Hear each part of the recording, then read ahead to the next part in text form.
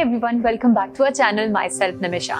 आज के एपिसोड में हम बात करने वाले हैं about the topic GMAT examination pattern 2020। Hi guys, welcome to our channel. In this channel, all we talk about is information related to abroad studies. Courses, universities, fee structure and lot more information. Just to attain all this information, all you have to do is Subscribe our channel and do not forget to press the bell icon. So GMAT जो कि graduate management admission test होता है, एक admission test जिसके basis पे students अगर masters के लिए अप्लाई करते हैं, फॉर इंस्टेंस अगर हम बात करें आप MBA के लिए अप्लाई करते हैं, तब यूनिवर्सिटी चेक करती है कि आप एलिजिबल है या नहीं, आप में वो कैपेबिलिटीज है या नहीं कि आप MBA जैसा कोर्स उनकी यूनिवर्सिटी में परस्यू कर सकते हैं या नहीं।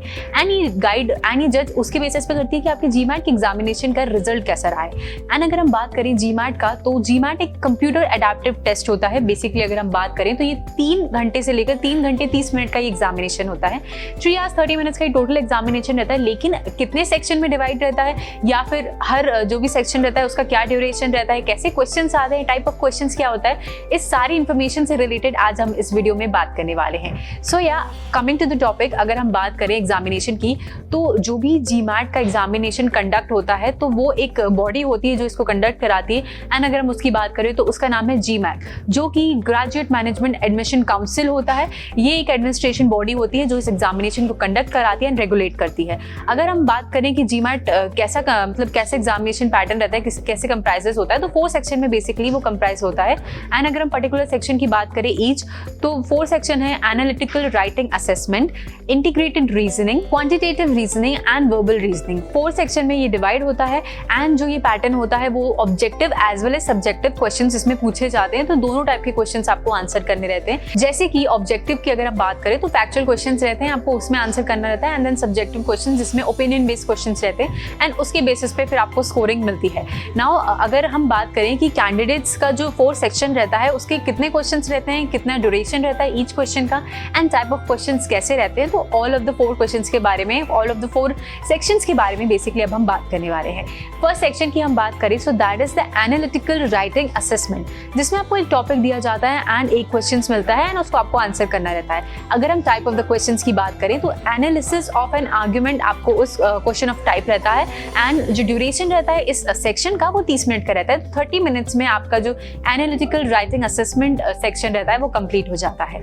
Coming to the next section, that is integrated reasoning section, जिसमें आपको पूछे जाते हैं 12 क्वेश्चंस। 12 क्वेश्चंस जो रहते हैं अलग अलग टाइप के रहते हैं। 4 टाइप के बेसिकली क्वेश्चंस इसमें कवर होते हैं। And that is multi source reasoning, graphic interpretation, 2-part analysis and table analysis. तो ये टाइप ऑफ क्वेश्चंस है, इस पे आप प्रिपेयर कर सकते हैं। एंड जो ड्यूरेशन रहता है इस सेक्शन का, that is also 30 minutes duration. So आपका जो सेकंड सेक्शन रहता है वो भी 30 मिनट्स के ड्यूरेशन में खत्म हो जाता है। Coming to the next section, that is the quantitative section, जिसमें आपको पूछे जाते हैं 31 क्वेश्चंस बेस्ड ऑन जो आपका टॉपिक रहता है, जो आपके टाइप ऑफ क्वेश्चंस रहते हैं, that is data sufficiency and problem solving. So this is the basic 2 type of questions जो कवर करते हैं आपका third section, that is the quantitative section. इसमें जो आपको टाइम मिलता है आंसर करने का, that is 62 minutes, overall 62 minutes मिलते हैं। एंड उसमें ही आपको ये सेक्शन कवर करना रहता है, आंसर करना रहता है, जिसमें आपको 31 क्वेश्चंस मिलते हैं। Coming to the fourth section, that is the verbal section, जिसमें आपको 36 टोटल क्वेश्चंस पूछे जाते हैं। एंड अगर हम बात करें कि टाइप ऑफ क्वेश्चंस कैसे रहते हैं, तो बेसिकली 3 टाइप ऑफ क्वेश्चंस रहते हैं। That is the reading comprehension, critical reasoning and sentence correction, जिसमें जो ड्यूरेशन रहता है वो 65 मिनट्स का रहता है। एंड 65 मिनट्स में आपको एक क्वेश्चंस आंसर करने रहते हैं। तो ओवरऑल ड्यूरेशन की हम बात करें, जो हमने आपको बताया कि फर्स्ट सेक्शन में आपका 30 minutes, second 30 minutes, 62 minutes and the fourth concluded of 65 minutes. So overall section आपका कंक्लूड होता है 3 hours and 7 minutes। अगर आपको इस एग्जाम से रिलेटेड कोई टिप्स चाहिए, प्रिपरेशन टिप्स चाहिए, आप चाहते हैं कि कोई गाइडेंस मिले, तो आप हमसे पर्सनली कॉन्टैक्ट करके उसको अटेन कर सकते हैं। आप हमें कॉल या मैसेज कर सकते हैं हमारे व्हाट्सएप नंबर पे। वहाँ पे जो हमारे काउंसलर्स रहेंगे वो इस टॉपिक से रिलेटेड आपको पर्सनली गाइड कर देंगे। सो या अगर हम कंटिन्यूएशन में बात करें इस टॉपिक की, तो आपको 8 मिनट्स का एक ब्रेक टाइम भी मिलता है during the examination. That is totally up to you, आपको कब लेना है।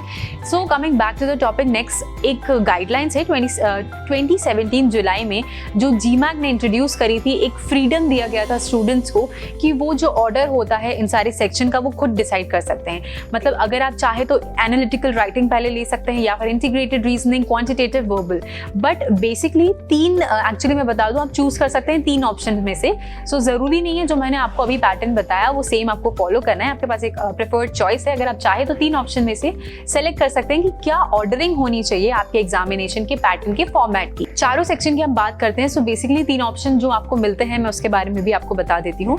फर्स्ट ऑप्शन जो आपको मिलता है जिसमें एनालिटिकल राइटिंग असेसमेंट सेक्शन जो होता है वो फर्स्ट पे रहता है। In second it will be integrated reasoning and in third it will be quantitative and verbal at fourth. Now coming to the second option जो आप ऑप्ट कर सकते हैं, that is the verbal section at first place, quantitative section at the second place, integrated reasoning at third place, and then finally the analytical writing assessment section at fourth place. Coming to the third option जो आप select कर सकते हैं, that is the quantitative section.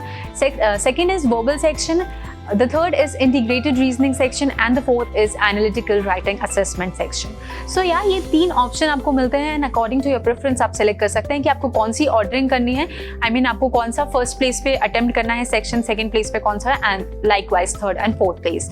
So yeah, this was all about the topic। हमने GMAT examination के बारे में जाना कि उसके पैटर्न कैसा आता है, एग्जामिनेशन पैटर्न कैसा होता है, क्या सेक्शन होते हैं, कितने टाइप ऑफ क्वेश्चंस होते हैं या फिर कितने क्वेश्चंस होते हैं, कितने ड्यूरेशन आपको मिलता है, टाइम आपको मिलता है इस क्वेश्चन को अटेम्प्ट करने का। So this was all about the topic. अगर इसके अलावा भी आपको कोई इन्फॉर्मेशन चाहिए या फिर इस वीडियो को देखते देखते आपको कोई क्वेश्चन, क्वेरी या डाउट आ गया है तो आप उसको सॉल्व करवा सकते हैं हमसे डायरेक्टली कॉन्टैक्ट कर हमारे व्हाट्सएप नंबर के थ्रू कॉल या मैसेज कर सकते हैं। वहाँ पे जो हमारे काउंसलर्स रहेंगे वो इस टॉपिक से रिलेटेड आपको पर्सनली गाइड करेंगे। बट अगर आपको ये वीडियो अच्छा लगा, इन्फॉर्मेटिव लगा, then do like this video and share it with your friends and do not forget to subscribe our channel. This was me Nimisha Sachane signing off. क्या आप अब्रॉड स्टडीज की प्लानिंग कर रहे हैं? अगर कर रहे हैं तो काफी सारी ऐसी इन्फॉर्मेशन होगी जो आपको चाहिए related to visa process, universities, courses या फिर लिविंग एक्सपेंसेस या ट्यूशन फीस के बारे में। तो ये सारी इन्फॉर्मेशन हम लेकर आ गए हैं इस चैनल में। So for this do subscribe our channel today.